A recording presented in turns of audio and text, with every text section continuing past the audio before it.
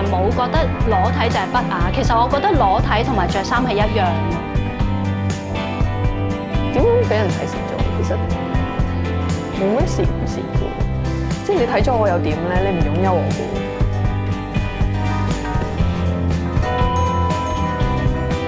裸體，我覺得對於一個人嚟講咧，其實你係點樣面對自己咯。你如果可以面對到自己，其實你都更加會容易面對到其他人咯。好想體驗一下到底做 model 俾凝視嘅感覺，嗰個狀態到底係點啊？從而可能會得到一啲靈感去幫助自己創作咯。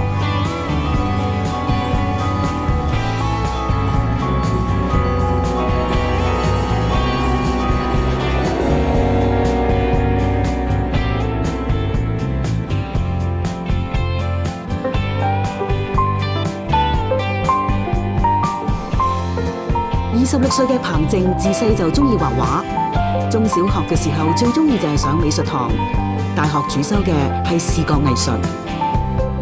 因為我爸係中學美術老師啦，咁其實屋企都好多畫簿啊、木顏色啊、粉彩啊，即係都會俾我哋自由發揮咁樣，每樣試下咁樣咯。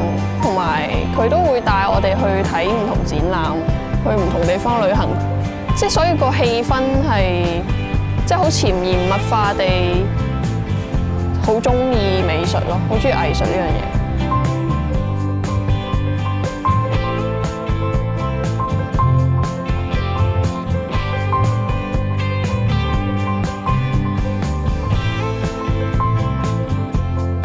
大學3年級第一次上人體寫生堂，彭靜話既刺激又有挑戰性。模特兒擺一個姿勢，學生就畫。姿勢嘅時間有長有短，最短20-30秒，最長可以係5-6個鐘頭。中間每20分鐘左右，模特兒就會稍作休息。畫 live drawing 嘅時候，會觀察到好多人嘅姿態啦、佢嘅關節啦，同埋身體嗰個肌肉嘅肌理啦，譬如啲扭動啲手嘅嗰啲筋啊。當燈打落 model 身上面嘅光影點樣可以用2D 表現出嚟啊！咁其實時間有限，所以就會好即係好緊張刺激咯，就好似同時間比賽咯。畫過人哋嘅裸體之後，彭靜好好奇被畫嘅感覺，好想試下對調位置。因為好奇咯，好奇到底有咩感覺？好奇到底會有啲咩感受？我想做 model 嘅其中一個原因就係好想體驗一下到底做 model 俾凝視嘅感覺，嗰個狀態到底係點啊？從而可能會得到一啲靈感去幫助自己創作咯。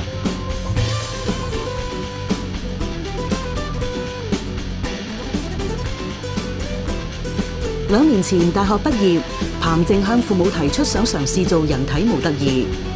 退咗休做過美術老師嘅爸爸話唔中意，媽媽更加激烈反對，覺得做呢一行俾人唔正經嘅感覺，亦都驚個女俾人睇蝕。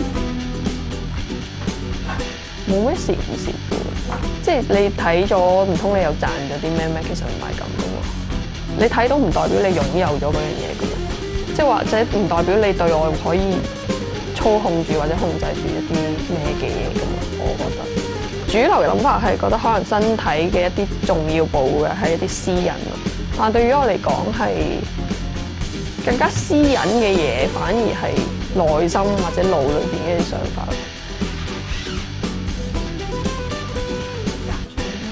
細佢2歲嘅妹妹安安而家喺大學同樣係讀緊視覺藝術。佢話自己冇諗過做人體模特兒，不過就好贊成姐姐去嘗試。佢話姐姐自細就好有主見，決定咗認為啱嘅事會堅持到底。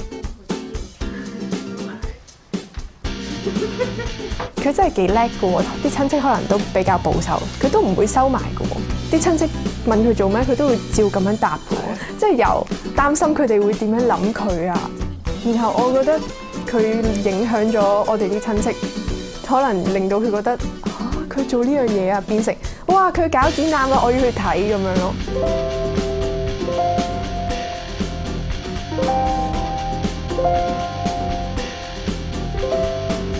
彭靜第一次做人體模特兒係喺2年前，喺一間私人畫室。第一次做 model 行出嚟嗰陣係好緊張嘅，但係嗰個緊張咧唔係在於人哋點睇我身材，而係因為其實係驚自己 hold 唔到，唔夠定啦，所以就冇乜諗啲人點睇我身材，係純粹真係一個體力上嘅顧慮。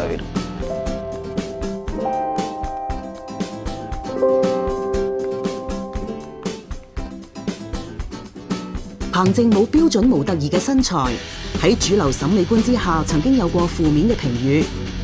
但係佢話每個身體都好獨特，每個身體都有靚嘅地方。佢認為做人體模特兒只有2個條件：自信同埋自然。佢哋咪會話你屁股都幾大喎，大髀尾粗喎，我唔會理喎。我會話咁呢個屁股係我噶嘛，你理得我粗定肥定大啫？係啊，我會咁咯。其實畫畫嘅人係唔會有任何 judgment 嘅喎，喺身材方面，因為佢哋其實好 welcome 各類型嘅身體去畫㗎。其實如果個個都好瘦好標準，其實有咩有趣之處咧？到底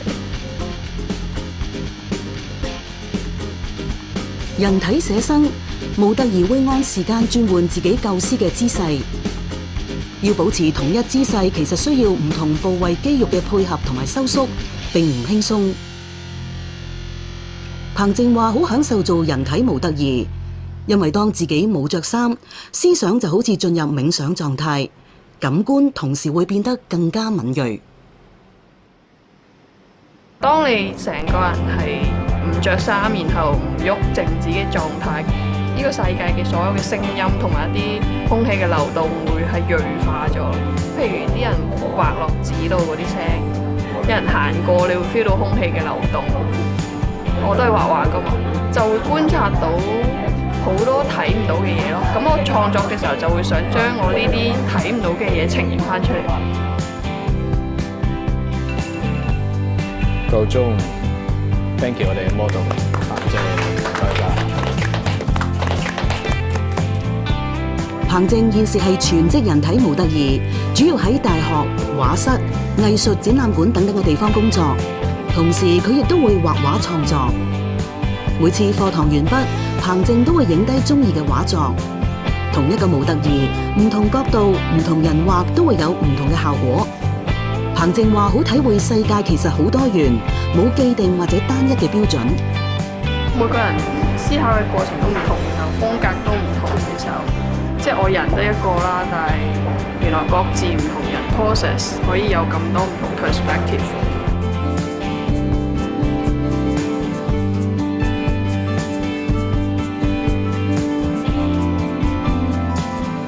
39歲嘅廖雁寧，朋友都叫佢做小丁。預科畢業之後，佢喺演藝學院讀過2年應用藝術，之後再喺理工大學讀多媒體設計，而家係一本雜誌嘅助理美術總監。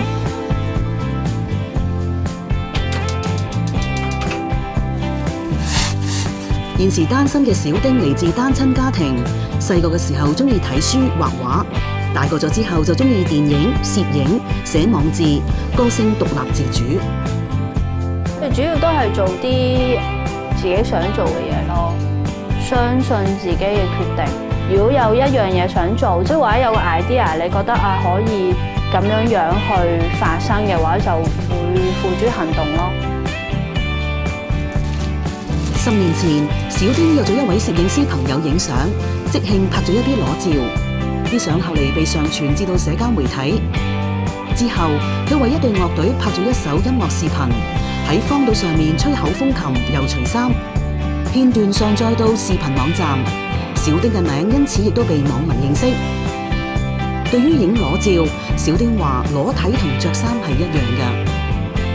咁我覺得一個人一個好純粹嘅狀態就係、你裸體又冇任何裝扮，其實我覺得嗰個時候係一個最即係你最根本嘅狀態咯，同埋又好 powerful，嗰個表現力又好強，其實已經好靚。小丁嘅網誌除咗裸照之外，仲有唔少社會議題、爭取權益嘅文章。佢曾經為咗撐最低工資，全裸並且喺胸前貼上33蚊嘅抗爭標示。有網友話佢係行為藝術家，有人就話佢係露體狂。有啲又話係人照，咁咪有啲又話係藝術。咁你邊理得咁多啫？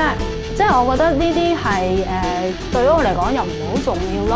咁你總有唔同嘅人有唔同意見。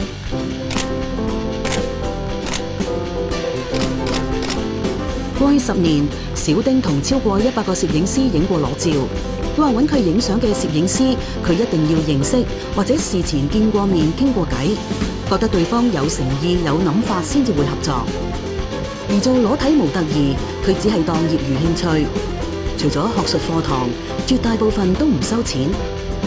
我唔想錢係一個我需要考慮去同唔同嗰人合作嘅一個因素。我希望係其他因素，即係佢影嘅相，佢攝影嘅態度，即係對於一個身體有冇想像，而唔係話因為佢俾你幾多錢。唔少攝影師話中意小丁率性自然，拍裸照並冇限制。每個人心目中對自己嘅上鏡嘅一種靚，其實係有一啲要求或者有底線嘅。咁我覺得可能小丁冇俾咗呢啲限制自己咯，即係咁樣可能係即係對於探索一個人啊上面其實係闊好多嘅。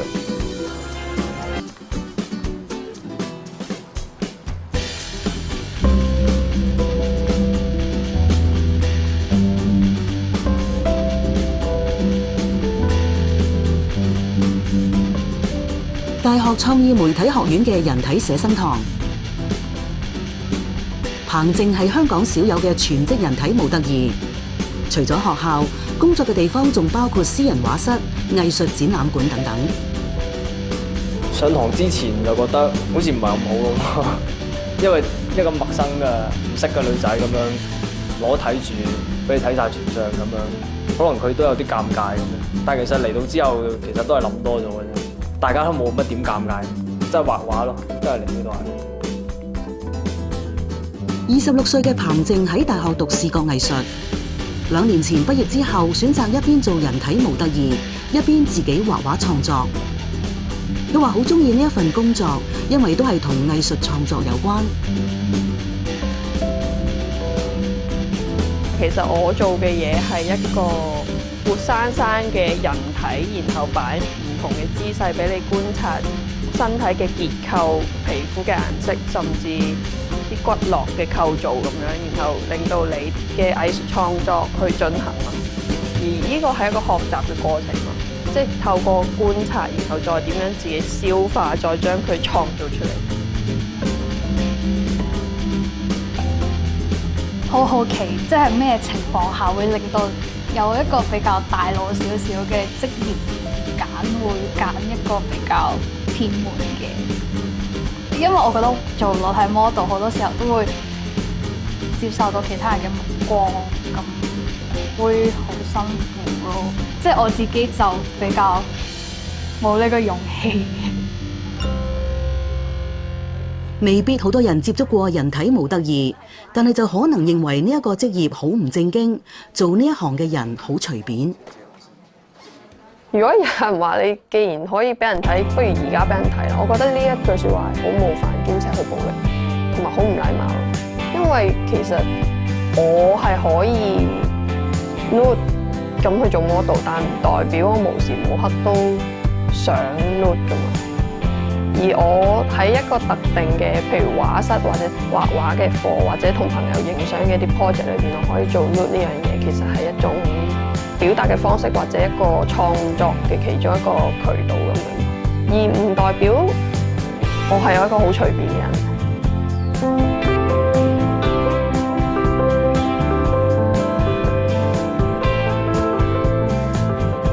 39歲嘅廖亞寧，人人都叫佢做小丁，喺一本雜誌做平面設計，公餘時間會做攝影裸體模特兒。小丁話：身體屬於自己，裸體係佢個人嘅選擇。認識身體，欣賞身體之美，可以體會宇宙萬物設計嘅奧妙。之前影過一輯相咧，就係 close up 落去人體一啲曲線啊，同埋一啲凹凸嘅位啦，其實都同啲山脈同埋河流好相似嘅，甚至乎有啲毛髮嘅地方咧，都會同樹幹啊、樹枝啊、一啲氣根都會有聯繫咯。而且人體嗰個譬如皮膚啦、膚色咧，其實同一啲石嘅紋理，甚至乎一啲海岸線咧，都係你會覺得佢哋擺埋一齊嘅時候咧，佢哋可以融合埋一齊咯。咁我覺得呢個係好靚㗎。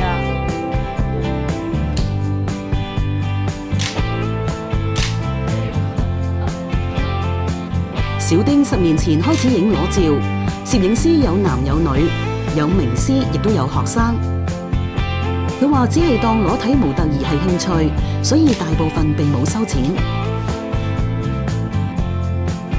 小丁坦言，最初拍裸照只係抱住玩玩下嘅心態，後嚟漸漸覺得可以透過裸體去鼓勵人認識自己、接納自己，繼而接納其他人。有啲人會覺得自己太瘦，有啲人會覺得自己太肥。我諗人其實最難面對嘅係自己咯，同埋最難滿足到嘅都係自己，因為其實自己對自己嘅要求太高，亦都充滿咗批評。但係你多啲面對自己，學識自己同自己相處，其實你個人會寬容好多，你會對其他人都好啲咯。裸照上載到社交平台，亦都舉辦過攝影展。小丁話：裸體係一個強而有力嘅媒介，去傳達信息。因為我覺得直接咯，冇掩飾。當你裸體嘅時候，你係撇除咗所有嘅嘢，因為都係淨係一個肉身啊嘛。而嗰個肉身係直接代表到你嘅。咁呢個時候，我覺得係最直接就係講人係乜嘢咯。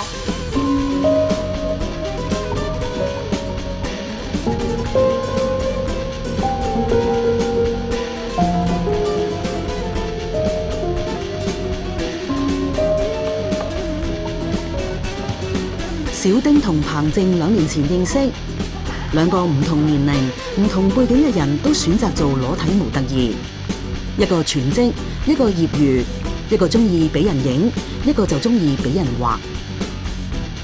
我中意俾人畫係因為我覺得俾人畫嗰個自主性大過俾人影，因為其實畫畫嘅過程裏邊，模特兒係可以自己選擇唔同嘅姿勢啦、唔同嘅面向啦、唔同嘅角度啦。自由啲嗰個感覺係。如果我要全職做爬有少少，真係體力上，我覺得係會攰啊。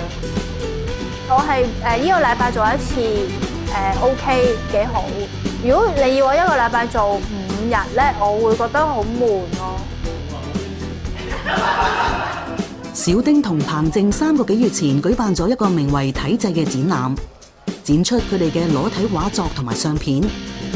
社會上有對不雅嘅定義，而展覽嘅宣言就係不加修飾嘅身體係宇宙最永恆嘅美，放低世俗標準，接受高矮肥瘦唔同嘅體態。其實個初衷就係想大家唔好咁有 judgment 咁睇大家嘅身體，即係可以好多元多角度咁樣去欣賞唔同種類嘅身體，唔同體態，唔同高矮肥瘦，有疤痕冇疤痕，有幾多癦嘅或者冇癦，有好多毛或者冇毛，其實都係可以好，即係唔需要有一個既定嘅標準去審視嗰一啲身體，而係一個開放或者多元嘅角度去睇身體係啲咩。我嗰個目標係好清晰嘅，就係我覺得裸體同埋着衫係同一樣嘢嘅時候，我就要打開嗰個缺口，就係形成一個對話，就係點解你會覺得大家都有嘅身體，你裸體嘅時候就係不雅咯，或者你覺得我嘅裸體就係不雅，我就要打開呢個對話嘅空間，然後先至有更加多嘅討論咯。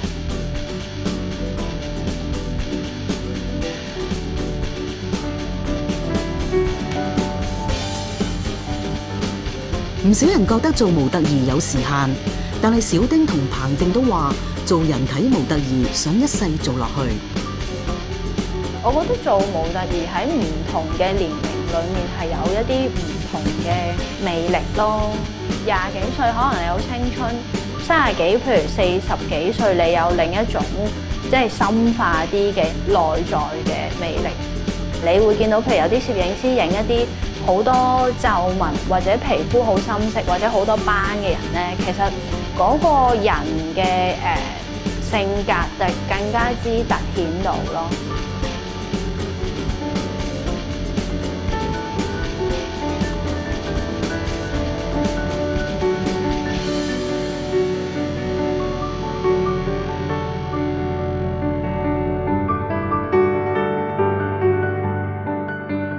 一個人有歷練先至會有痕跡咯，喺佢嘅身材或者樣貌上或者頭髮上。其實做一個畫畫嘅 model， 只要你夠自信、夠舒服，面對自己身體嘅時候，係，所以我諗我都會做，一直都。